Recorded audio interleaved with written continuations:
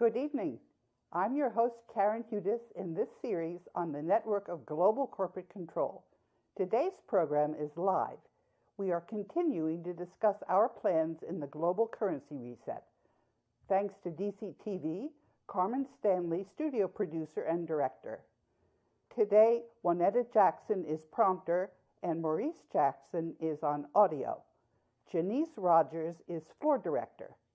Next week, we will discuss the black nobility descended from the bloodline families from the time of the pharaohs and why we do not include them in our planning.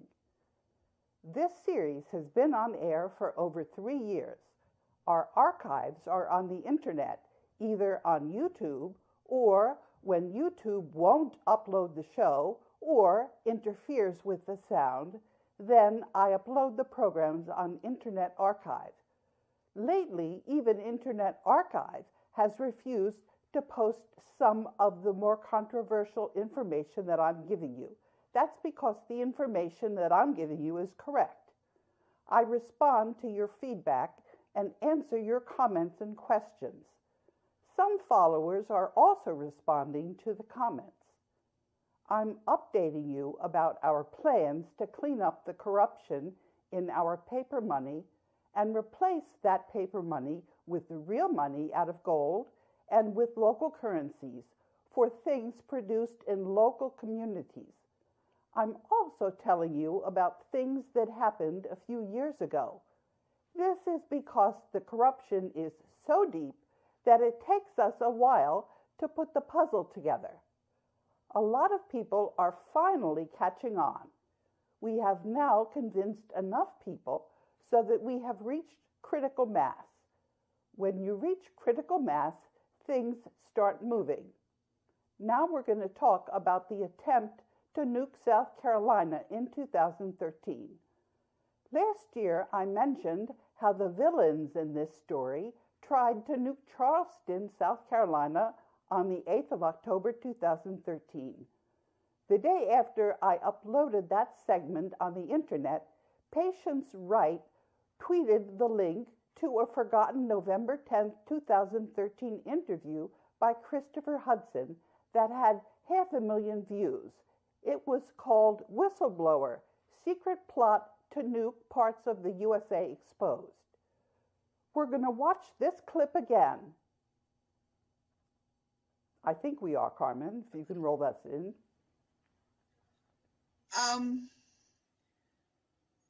Because she has fallen for some what they call honey traps. Wow. In a hotel with two-way mirrors. She has been compromised. I know what a honey trap is. Wow. Wow. That's... And there are other things involving him. You know, his mother was a CIA agent, and he was raised in a way that that made him a person who would trap people with honey traps. That was his mother's job in the CIA, to entrap people in hotels. Wow. That was a huge bomb. I have one that's even worse. I'm listening. Okay. A couple of weeks ago, I believe it was the 8th of October, there was supposed to be a nuclear bomb detonated on South Carolina.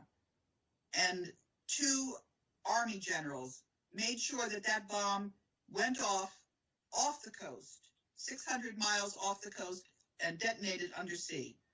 And those military officers were fired.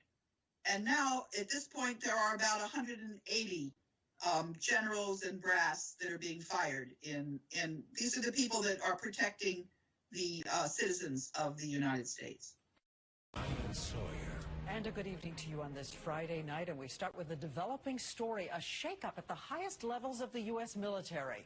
A top general in charge of nuclear weapons fired, and this comes 48 hours after another top military commander was dismissed. ABC's chief global affairs correspondent Martha Raddatz has been talking to her sources all day, has the very latest on what's happening right now. Martha. Diane, these officers have some of the highest security clearances you can get and have been in charge of the nation's most sensitive nuclear arsenals.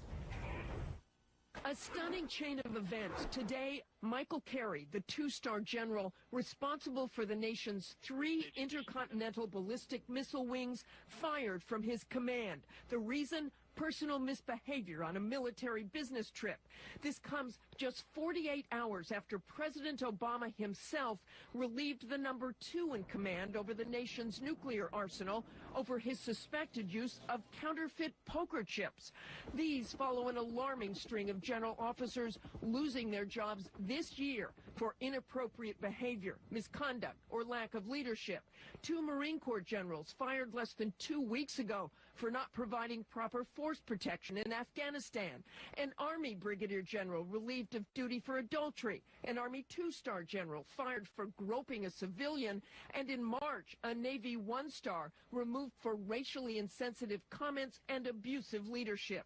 Last spring, the chairman of the Joint Chiefs of Staff was so concerned about all the high-profile cases, he sent a letter to Pentagon brass urging a recommitment to ethical leadership. Senator Lindsey Graham also threatened us and said that if we didn't support war against Syria, we were going to be nuked.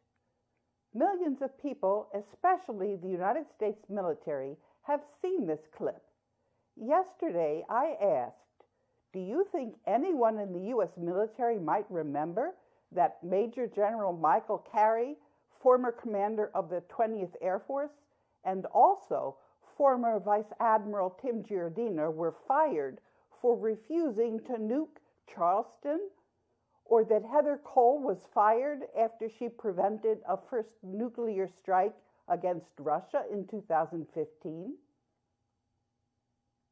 After I wrote to the adjutants general of 50 states, Frank Grass resigned as chair of the National Guard. As treasonous, corrupt brass in the military are exposed, they fall. And I'm going to read you from the letter that I wrote to the adjutants general of the 50 states of the United States.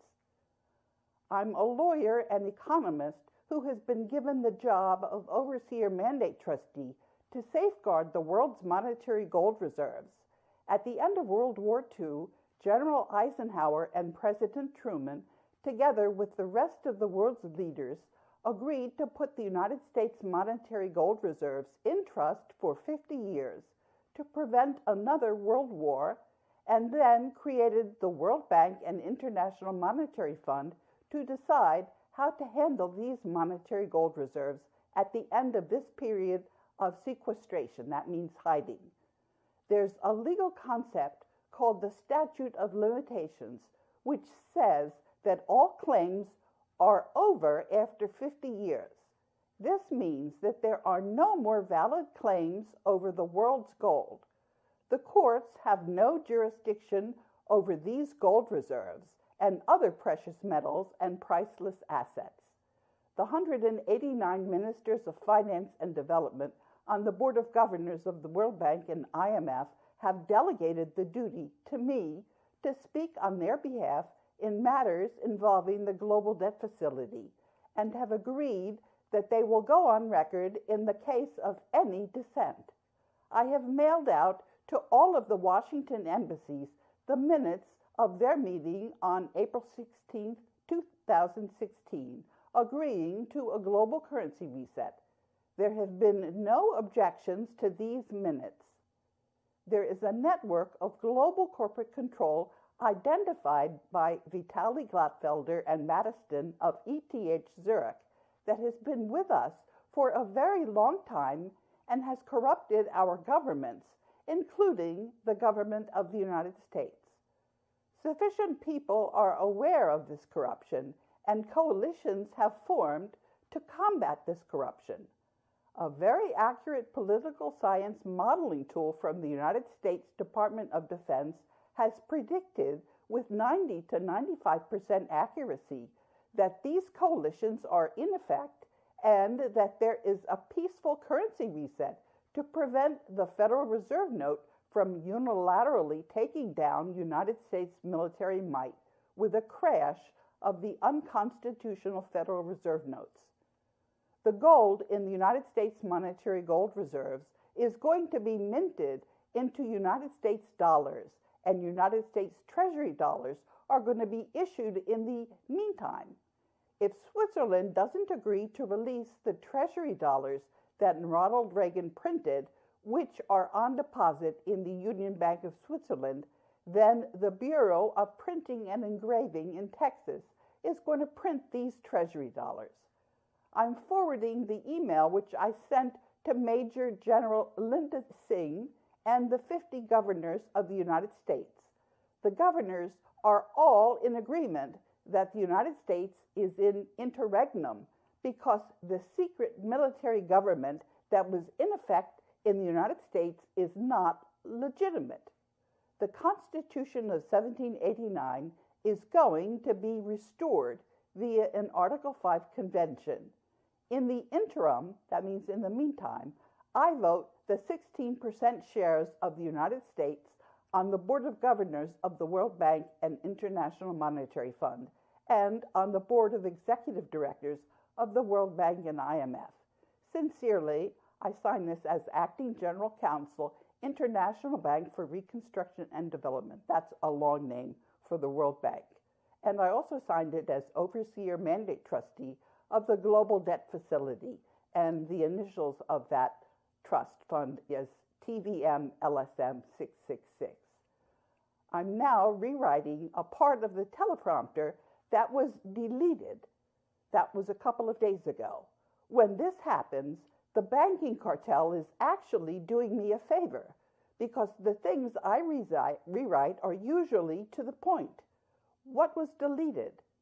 I informed the World Bank's Human Resources Department on the 22nd of June, that's last Friday, that Ousmane Diagana, the World Bank's Vice President for Human Resources, was fired for cause because he violated the World Bank's Articles of Agreement.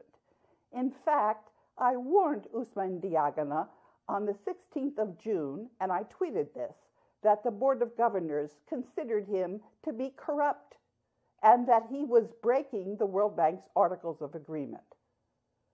The part that the banking cartel probably really wanted to cut out was the part of the teleprompter where I warned other agents of the banking cartel, and I'm warning them now, that their tenure is not secure. I quoted the accuracy of the power transition model that came to the World Bank in 2004 from the U.S. National War College, and you can read that in the teleprompter. The accuracy of the power transition model is discussed by Randolph Silverson, and you can read this. I've given you the links. It's called A Glass Half Full, No, but Perhaps a Glass Filling. The Contributions of International Politics Research to Policy. And this was in the Journal of Political Science and Politics, Volume 33. And the pages are 59 through 64. You can download that from the internet, as I have. It was published by the American Political Science Association. And there's also a link if you get the teleprompter. Without going into detail about the actual construction of the model or how it functions, it may be noted that it generates forecasts about policy outcomes using information on how stakeholders, that is, those with both an interest in an issue and an ability to affect its outcome, are positioned on an issue, how important the issue is to them, and how much power each stakeholder has. How does the model fare? Quite well, in fact. To return to Fetter's account, he noted that the model was used to analyze scores of policy issues in over 30 countries, that is, 275 cases. He reports the model's rate of accuracy was about 90%, and when the forecasts of the model and CIA analysts differed, the model's forecast was correct in every case. Just to illustrate how continued employment of the banking cartel's agents is not assured, I recommend that you watch the 2nd of June 2015 segment of this series, which talks about what happened following inquiries into the corruption on the D.C. Council with Dave Svenyak, the former counsel to the D.C. Council. And this is for newbies. If this is all pretty new to you, don't worry. Get a small group of your friends together and dive right in. Why do you need friends for this? Because people who act alone are more vulnerable. You think if you just keep a low profile that you'll be safer? There's no such thing as a low profile. Your every search on the internet is being programmed, and so is your face with very accurate face recognition technology. Do you want to know now that there's no opting out, or would you rather find this out later? As Socrates said, the unexamined life is not worth living. We're transcendent beings. Now I want to switch topics to some very good news. I found this out fighting off the villains. People were asking me how come I've remained alive after all that these villains have tried to do to me. I don't want to bore you with a long list of the times that I've been attacked, or to itemize all of my broken bones, or to tell you about the times I've been knocked down.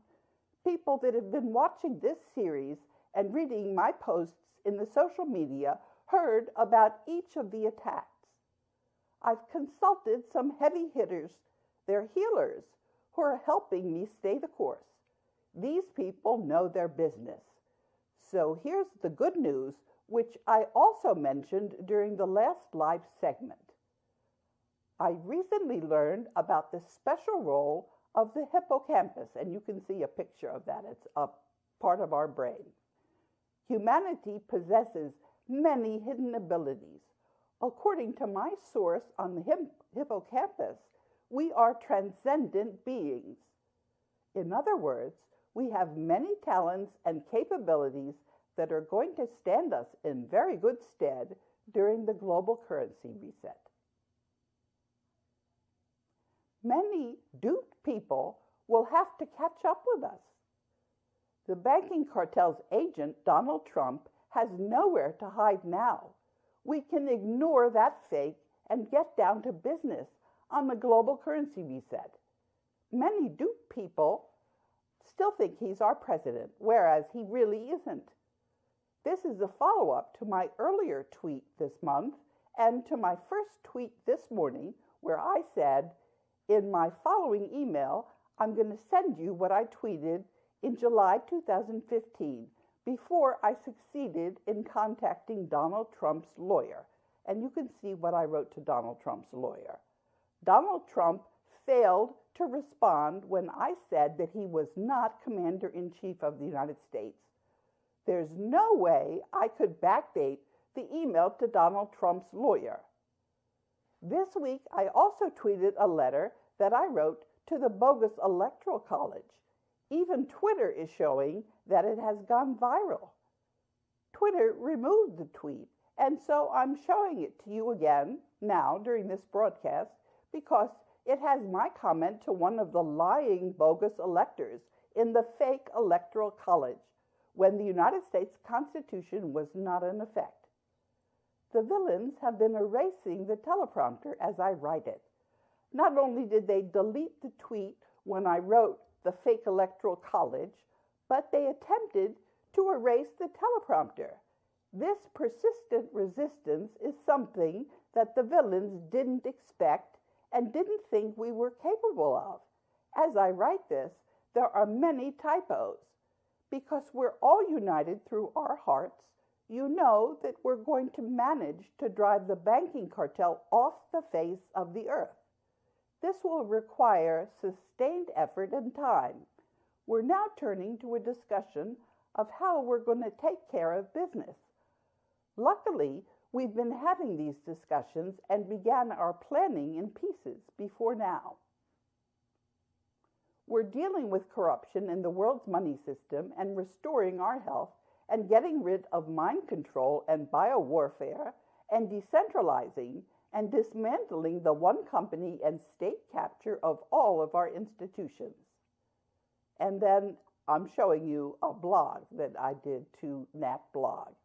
and he replied to me, "Good morning, sister. Thank you for your part in making Earth heaven again." And I responded to that blog, "Good morning to you. We're all each doing our own part, and those who are resisting are only strengthening the hand of the winners, although that is not what they intended, to be sure." And Major Betty Lives replied to me, right on, "Gratitude for all who decide to talk, share the info, and encouragement to you and everyone who is recovering. May we all get access step by step to healing our minds, bodies, and hearts." We're getting very good reviews. You can read the good news with links that I'm going to be giving you in the teleprompter. I upload this tonight on the internet, on YouTube. It's not that hard to find the teleprompter. It's hiding behind the first YouTube button. Bless everyone for their heart-centered hard work and commitment to our wiser world full of more compassion. Last week, some people had trouble finding the teleprompter because the links were broken. We always manage to overcome the glitches, so bear with us. As I mentioned to you, our chances of overcoming the obstacles are over 90%. This is because we're all working together. What I'm going to do now is to itemize the agenda that's in a letter of intent that I sent to China several years ago, and I'm going to speak about these items without a script in the remaining time. I'll be very interested in hearing back from you on these items, and we can continue our conversation in the social media. Okay, so when you look at the teleprompter, you'll see the letter, and there are some bullet points. The first one is proposed monetary agreements. Now, those are agreements, they're draft. You can see the draft for the United States. You can see the draft for Japan, and I believe I did another draft for Pakistan. When I sent these drafts to all of the embassies in Tokyo in 2014, there were only 3 countries that got back to me and gave me the names of the group that was going to be negotiating these agreements. Pakistan was one of those countries. And I didn't follow through because I knew that we were not able to deliver. Although we have the gold is in our control, I don't have any access to the World Bank right now. And you'll see in the script that I'm going to be talking about next week, I called up the World Bank and I spoke to the Human Resources Department, and they actually returned my call. And we had a conversation. I asked them if they remembered the last vice president of Human Resources that was fired. And I said, well, I'm firing Osman Diagana now. He's fired. And Osman Diagana can say, well, he really isn't fired. But if you read the Articles of Agreement, you find out that the group that runs the Board of Governors of the World Bank is what runs that institution. And I'm speaking for the United States on that outfit. We have 16% of the vote.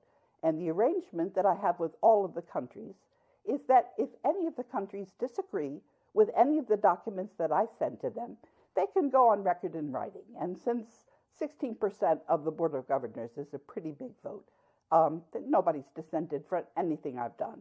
And I've been very careful just to do non-controversial things. And one of the ways I can find out what is non-controversial is I look at this political science modeling tool, which is 90% accurate. And I'm not getting out ahead of that model. And so that's what I've been doing these last few years. And every time the World Bank Board of Governors meets, I write the minutes. I've kept the same minutes, which is talking about the global currency reset. I've written press releases, which the banking cartel has taken down, but that was kind of a stupid thing for them to do because the press releases are in the web archives, and I've showed everybody what the press release is. So let's talk about some of the other items on the agenda. And what I said about wanting to hear back from you is absolutely correct. I do want to hear back from you. Right now, we don't have a very watertight way of communicating with each other. It's via these broadcasts and the comment pages. And you can also email me. And the thing that's probably the best thing for you to do when you want to weigh in on these issues is to get a group together. And you do this, they're just people that you know you very well. and this is for your protection, because the mind control technology that's out there doesn't work when people are working together, because if they're being affected, it's kind of like hypnosis by remote control. If they're being hypnotized and they're doing things that isn't what they normally do, the group is going to catch them at it and say, hey, could you be doing this because you really want to do it or because you're being hypnotized? And so that usually makes it very difficult for the people that are trying to man that. It's called extremely low frequency. And the patents, you can read the patents. And we've shown you some interviews. This is very real technology, and they've been trying to use it against me. And once you know that it's there, and you start doing stupid things, you realize, well, I'm not going to do stupid things. So you don't do anything sudden. Okay, so let's go down the itemized list, and you can see it in the teleprompter. We talked a little bit about the draft monetary agreement, historic price of gold. Now, that is going to be calculated. Gold maintains a very stable price. We're going to see what the currencies, the main currencies, the price of various goods were. It's a basket of currencies over time and items, and we're going to calculate this. I've already asked UNTAD to do this, and they haven't responded, but at some point we will. And the way that we're going to be doing the exchange of the currencies is, first, we're going to be exchanging with paper that can be converted into the real gold. And in that period of time where the paper currencies are going to be fluctuating, we can see what the right price is of the currencies vis-a-vis each other. But we're not talking about a one world currency. We're talking about all the nations having their own currency in gold, and that's 80% of the currency, and the other 20% of the currency is going to be local currencies. And next week we're going to be talking about how the villages and towns are going to be issuing the local currencies. And the best thing about this is that it creates full employment overnight. Anybody that wants to work is going to end up being able to get a job in their local communities with the goods and services that are produced locally. Okay, so historic price of gold, that's one of the things. And if I don't make it through the agenda, you'll see what these are, and you can start writing me, and we're going to try to come up with some idea of how to move forward. And the way this is going to work is we will move forward based on what we think the agreement is, but if later on it turns out that that's not a good idea, we can go back and retrofit things. So everybody is really going to be participating during the global currency reset, and we just have to take it on faith that we're going to try to work together in good faith. Now, I see the scroll. That means that we've run out of time, right? Or should I keep speaking? Give me some guidance. Yes, I think I'm supposed to do the 30 seconds. The main question that's being raised is when we're going to take concrete measures to clean up the deep corruption in our world and to exchange the corrupt paper currencies for currencies minted from the world's gold. As you've seen in this segment, we're still being held up by the failure of many of us to recognize the corruption in our world. We're going to all catch on, no thanks to the world's journalists, lawyers, and accountants.